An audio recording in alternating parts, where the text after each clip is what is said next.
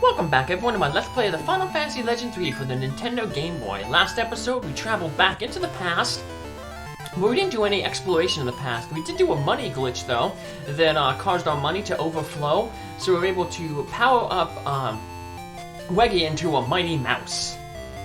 And get more money than we'll ever need in the entire game, so... I heard this turns you back into a human, but it can't cure the illness. It's a unit called Flushix. Please take it. That is a Talon unit that you can use to revert back to your base class. So if Weggie went into it, he would turn back into a cyborg. If he went into it again, he'd turn back into his human class. Same thing with Bubbles. If she went into it, she turned into a beast, and then if she went into it again, she turned back into her mutant starting class. So, I'm gonna buy 4 of each of the status curing items there. Just like I said, we have enough money. I'm not gonna buy the total of 9 because you can only have 9 at a time, and we'll be getting other ones from treasure chests. So, but I'm gonna buy 2 bronze shields, 2 silver helmets, 2 silver armor pieces for Bwizzy and Gilda. I don't need to buy them for Weggie and for Bubbles because they Weggie gets his defense from the all those capsules that he used, and Bubbles has her innate defense from being a monster. So equipment ain't really important on them, at least like body armor and stuff like that. I will get some of the accessories though, because they can add some magic defense and some status protections. So good, just bought the arrow spell there. Different from growing the ripe soil near the cavern. This town will be ruined by the disease. That arrow is a arrow spell, white magic. Don't attack me, I'm a human. They say Flushix can turn monsters into humans, but it doesn't work on this disease. Yeah, we're gonna learn that later on that there's basically this disease is going around in this town, and it's turning the people into water hags. So eventually this village will be underwater in the present, so we'll eventually be able to explore underneath the water. We're gonna get another travel spell, the dive spell, but actually can get that in the past here, but we have to do a quest first to get it. The town of Mu is under the sea in the northern bay.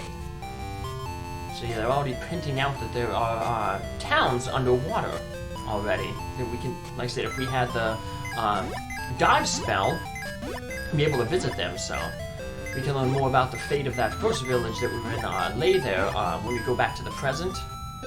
I didn't buy any eye drops because that spark spell that that Bwizzy has, that removes the blindness status. So yeah, spells that inflict status also remove status ailments. So gonna buy 2 bronze gloves there. I could buy bronze boots, but I'm going to be getting better stuff in a little bit later. So of course I have more than enough money that I could buy them, but I didn't feel like just spending the money and time equipping them. So just wanted to fill out the inventory there, or the equipment slots for our characters, because the only thing they were lacking were the gloves there. So now Bwizzy has learned the arrow spell. Gives him some direct damage spells. Remember, mutants have double proficiency with spells with magic, so they're twice as effective as, say, like if we had Weggie or Gilda using the spells. We have no ship. Monsters wreck them all. Granny's in her house. It's south of a big column. So, yep, south of there. That's Granny's house. She's not in the magic shop like she was in the present. There's Cronus as a kid. Oh no, Granny went to rescue Laura in the cave.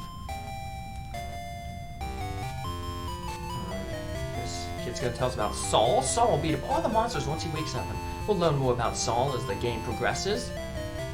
But right now, let's try to find out where this cave is. Dogo is living in a cavern to the southeast. Okay, so now we know where we gotta go. To the southeast. And that's also where we're going to find that ripe soil where the Ephraim seed can grow. And that'll be a treasure we'll get a little bit later. But before then, let's heal ourselves up here because we have a dungeon to go through. A little bit more complicated than the Northern Tower, but still kind of easy. So it's still in the beginning stages here of the game. So this one will have a path that splits, a splitting path, but both paths will eventually lead to the boss. So it's not like future dungeons where there'll be split paths and one will be a dead end. You can dive into the sea by using the magic dive. Wreck ships are full of treasure, yeah, so in addition to towns underneath the sea, there'll also be some wrecked ships that apparently monsters have wrecked. And most of those wrecked ships, they basically just have 2 treasure chests in them, and some monsters. You get the treasure chests, and most of the time, a lot of times those treasure chests are those magic stones that make up the lost magic. So definitely going to be going under the sea to explore those shipwrecks when we get the opportunity to. I just showed off one thing, little thing there.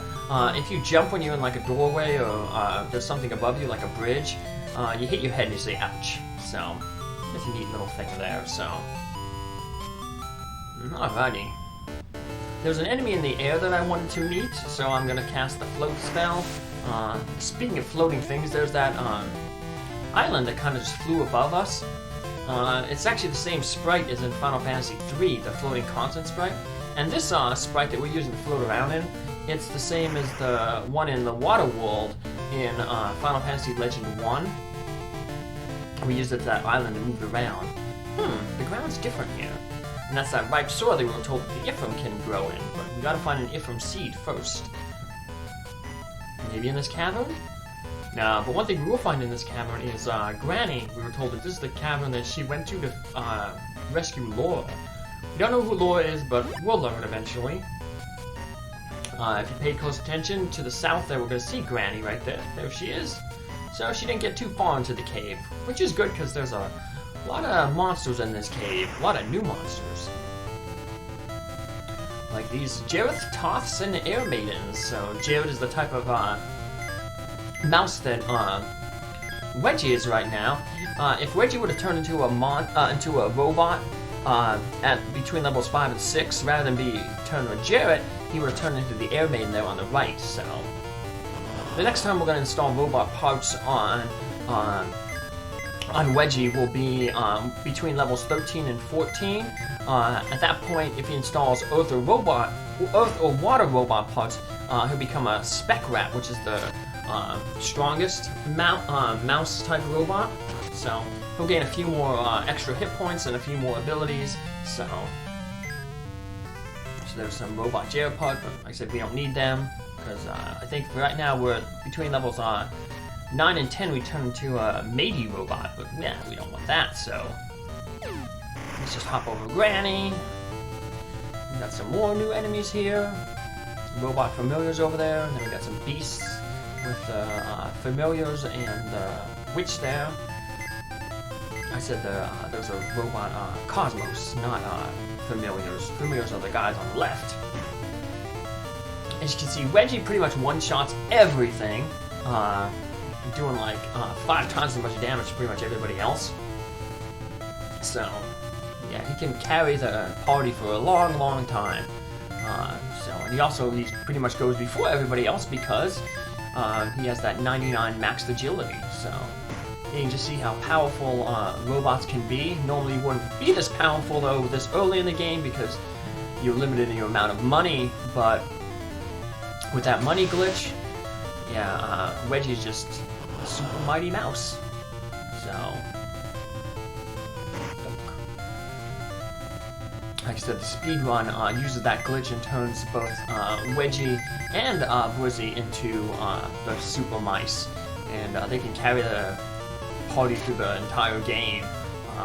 Basically, them two, and then the 5th party member that you get. We'll be getting 5th party members throughout the game. We're actually going to get another one here in this dungeon, so let's just bypass Granny here. We're going to get a treasure chest over here, And I'll come back and talk with Granny. And get some more new enemies here. So, speaking of transformations, we're going to want to transform Bubbles again once we get to between levels 9 and 10. If Bubbles eats some fire meat between levels 9 and 10, she will upgrade into Fireball. So, we're going to do that. Right now, if she just eats fire meat at levels 7 and 8, since she's already a fire lizard, eating that fire meat will just restore her hit points. So if a fire monster drops some meat, I have no, I can just eat it right now and get some hit points back. So if your monster is already the type of monster that you want it to be, and the level you want, you can eat like the monster's same class meat, and it won't change you. Got some iron nunchucks, not gonna use them. What happened? Laura was taken by Dogra. I came to rescue her. Wait, leave it to us. But you have to live longer. Your help is needed in the future. What? You came from the future? Exactly. The Elder of Dawn raised us. I trust you. I'll be waiting in Elan. Alright, so once we rescue Laura, we're gonna have to go back and let Granny know that she's safe. We got some more new monsters here. We got some beasts over there with the fairies. The gargoyle is a monster, and the headless is a cyborg. So, different parts. But like I said, we're not really worried about any transformations for a while yet. Like I said, we want to gain another level for Bubbles before we make her transform. And like I said, we want to get to levels 13 through 14 for Weggie to transform again. And that'll be his final transformation, because he'll be the top mouse. Although he already is like the top mouse if you think about it. So, speaking of what's it called, the mouse, you'll notice that when I'm fighting, I have Weggie use the talents, because he doesn't have a weapon right now, so he can't really, like, you know, attack with a weapon. Besides, you wouldn't want him to attack with a weapon because he suffers a penalty because he's not a human class. So he actually is better with using his own robot talents, because then he gets a double multiply with that.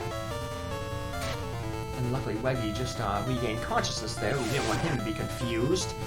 I did have an item there to turn him off confusion, but I figured he would go first no matter what anyway. So rather than use that item to remove the cure from him, I figured the other characters could finish off the monsters, but they didn't. But it's okay, because Weggie just returned to normalness. So, yeah, Confusion's an evil spell, like Confusion and all the other Final Fantasies. It makes your party members basically attack each other. So here's where the split is. We'll come back to split on the left on our way back out of this cave. But for right now, we're just going to take the split to the right because we want to go this way to get some treasure. This takes us down this way, and we're going to head around this loop here and head back up to the floor above. And there's just one treasure there. It's a simple Cure 2 potion, but like I say, we want to 100% this game, get all the treasure, and show everything off, so I'll take that little detour. Besides, it lets me try to find some more monsters in here. One of the monsters I want to encounter, hopefully, will be the baby dragon. So, let's head up this way. That center section there is where we gotta get to. In order to get there, we gotta go up and then back down. And hey, there's somebody right there. Laura, grr. Laura, we're here to save you, grr. Something's wrong with her. And yes, we have to fight Laura. Laura is a mutant, so she's really good with magic. But she's not good at avoiding Weggie dash attacks. Donk. Yeah, one attack. Laura is knocked back to her senses. You alright? Where am I? You just had a bad dream. Let's go. Yes. And she joins our party. As a mutant, she is really good with spell casting. She does double damage when using spells. and she comes with quite a few spells. Monster, go back to your realm. You must be Borgin, huh? Remember who Borgin is? Borgin was that scientist who sent characters back from the future. Well, he sent Weggie, Bwizzy, and Bubbles back. Remember, Gilda is from the present, so. So this is gonna be a standard thing. A lot of bosses from now on are gonna come with minions. You have to defeat both the boss and the minions. I'm gonna have Weggie focus on the boss, and then the other folks can take out the minions. You have to defeat all of them. It's not like some games where once you defeat the boss, the minions just retreat. So I'm just going to defeat Dogra first, although for the most part you'd want to defeat the minions first, because you can see the minions go down a lot easier, and in the meantime they're just going to be being annoying and causing extra damage. And one of the bad things that Dogra can do here is Dogra can confuse your characters, and we really don't want Laura to be confused, because Laura has a lightning spell, and lightning can deal some good damage to Weggie. So yeah, even though Weggie's super powerful, that thing's the only thing that's really going to hurt him is that lightning spell. So we want to use the calm item that we bought to just get her out of that confusion. That way she can use her spells to target Dogra. Oh, and it's actually, it's the witch, not Dogra, that confuses people, so. Let's, once again, get that confusion spell off. So yeah, that would have been, like I said, a thing if we would have just taken out the witch enemy there on the side. We wouldn't have to worry about the confusion anymore. But, like I said, I want to show that right now at an early stage that while these monsters ain't that bad, the minions ain't that bad, that the minions will stick around even after you defeat their boss. So, that's a weird thing. The bosses in this game are kind of weird. They have like really spooky, creepy designs. Like that guy has like an eye inside his mouth. Like, that's weird. Like, so how does he like... Does he walk around with his mouth open all the time? Like, what's he do when he eats? Could he actually like, bite his eye? Ugh, I don't know. And that's, mouths are a weird thing. Like, there's a lot of enemies that have like multiple mouths. It's weird. So, yeah. Whoever the artist who drew some of these sprite monsters had a really vivid imagination. So I do like the sprite work though. It's really nice. So I actually think all the Final Fantasy Legends had really good sprite work.